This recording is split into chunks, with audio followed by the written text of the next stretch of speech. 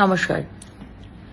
গতকাল সারাদিন বিরোধীদের অনেক কান্নাকাটি শুনলাম ফ্রি স্কুল স্ট্রিট পেভমেন্টের ফুটপাতে দুধ গরম করা নিয়ে, কিন্তু কেউ এক বাটি দুধ নিয়ে এগিয়ে যায়নি এই পরিবারের কাছে।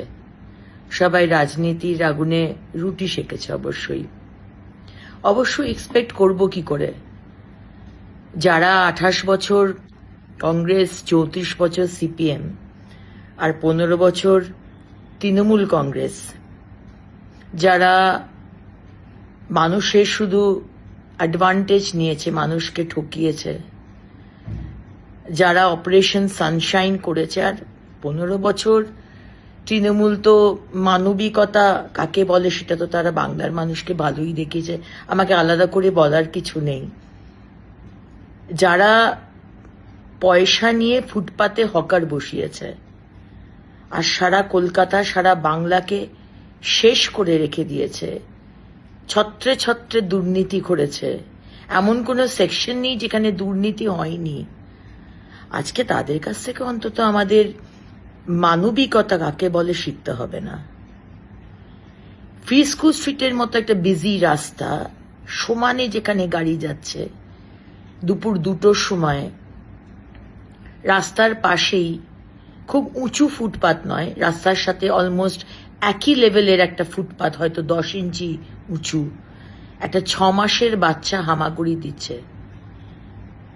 তার আশেপাশে খুব একটা অভিভাবক কেউ ছিল না, বাচ্চা একাই হামাগুড়ি দিচ্ছে, দূরে দূরে তার মা ঠাকুমা। আর যদি অ্যাক্সিডেন্ট হয়, কে দায় নেবে?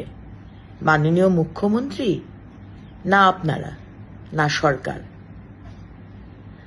আজকে ওই ফুটপাতের মধ্যে কেরোসিন স্টোভে 1 গামলা দুধ জাল দেওয়া হচ্ছে। 1 গামলা দুধ ওই 6 মাসের বাচ্চা খাবে? আর স্টোভে আগুন জ্বালিয়ে যে রাস্তা দিয়ে, যে ফুটপাত দিয়ে অনবরত লোক যাচ্ছে, ছোট বাচ্চারা স্কুল থেকে যাচ্ছে, যে কোনো সময় অ্যাক্সিডেন্ট হবে। আর যদি অ্যাক্সিডেন্ট হয়, কে দায় নেবে? ইউডিএমএ দপ্তর, নগর উন্নয়ন দপ্তর, পুলিশ, সরকার, না আপনারা? আজকে মানবিকতার কথা বলা হয়েছে, আমরা মানবিক, আপনাদের থেকে মানবিকতা শিখতে হবে না। এই ঘটনার 5 দিন আগে আমাদের সমস্ত চেম্বার্সের সাথে মিটিং হয়েছে, খবর নিয়ে নিতে পারেন, যেখানে স্লাম ডেভেলপমেন্ট, স্লাম রিহ্যাবিলিটেশন বলে একটি প্রোগ্রাম আছে। 5টা টাওয়ার যদি ইকোনমিক উইকার সেকশনের জন্য তৈরি করেন, ফ্রিতে দেন, তাহলে 5টা যারা যে টাওয়ার বিক্রি করতে পারবেন, যে ফ্ল্যাট বিক্রি করতে পারবেন, সেইটা করে সরকার জমি দেবে, এরকম একটি প্রোগ্রাম, সেটার বিষয়ে আমরা আলোচনা করেছি। কারণ আমরা স্লাম রিলোকেট করতে চাই। এই পরিবারকে আগেও বলা হয়েছে, আপনারা নিজের বাড়িতে চলে যান, হোমে থাকুন। এই ক্যামেরাতেই তো মহিলা বলছেন আমাকে, আমি ধাপাতে থাকি। আচ্ছা বলুন, ধাপাতে যদি থাকেন, তাহলে পার্ক স্ট্রিট, ফ্রি স্কুল স্ট্রিটের ফুটপাতে এসে দুধ জাল দিচ্ছেন কেন? বারবার বলার পরেও। এই মহিলার ছেলে সামনের কর্ণানী ম্যানশনে কাজ করত, সেখান থেকে চুরি করার দায় তাকে ছাড়িয়ে দেওয়া হয়। এগুলো নয় ছেড়েই দিলাম, কিন্তু একটা ফুটপাত না বড় লোকের না গরিব মানুষের, ফুটপাত মানুষের জন্য।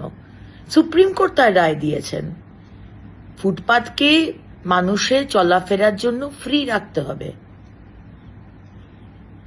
আমরা যে বিশাল ম্যান্ডেট নিয়ে এসেছি, আমি বুঝতে পারি বিরোধীদের খুবই অসুবিধা হচ্ছে, সহ্য করতে পারছে না, কিন্তু আমরা প্রতিশ্রুতিবদ্ধ।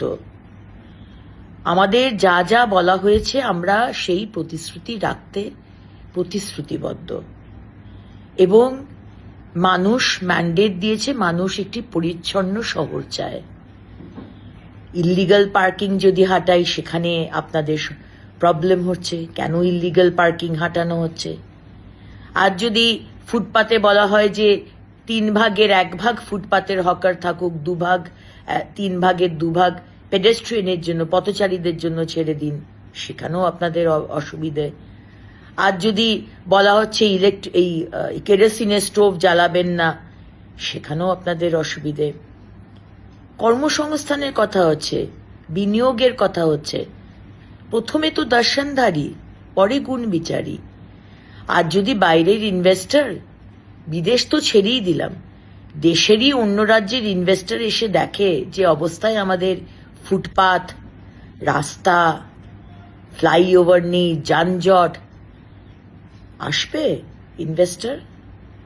তাই মাননীয় মুখ্যমন্ত্রী বলেছেন 10ই অক্টোবরের মধ্যে সমস্ত রাস্তা আমরা ঠিক করে দেব।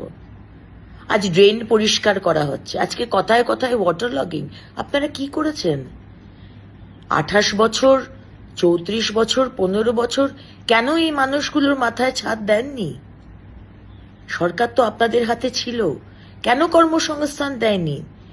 কেন টাকা দিয়ে চুরি করে, দুর্নীতি করে হকার বসিয়েছেন?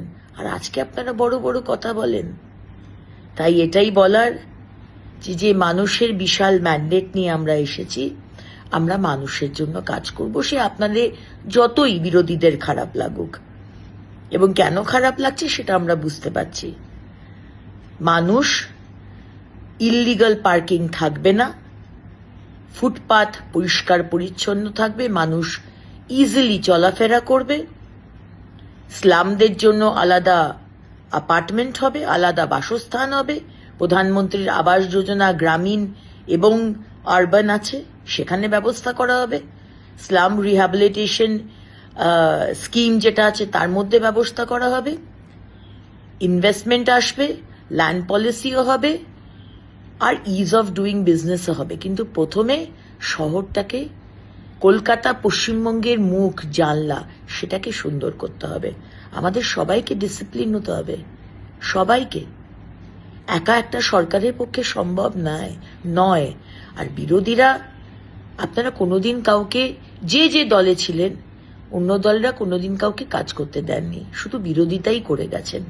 অবশ্যই বিরোধিতা করবেন, কনস্ট্রাকটিভ বিরোধিতা করুন, ডিস্ট্রাকটিভ বিরোধিতা করবেন না, অনাবশ্যক সমালোচনা করবেন না। হ্যাঁ, আমি হয়তো চিৎকার করে বলেছি, সেটা হয়তো আমার আরেকটু সফটলি বা একটু বুঝিয়ে বলা দরকার ছিল।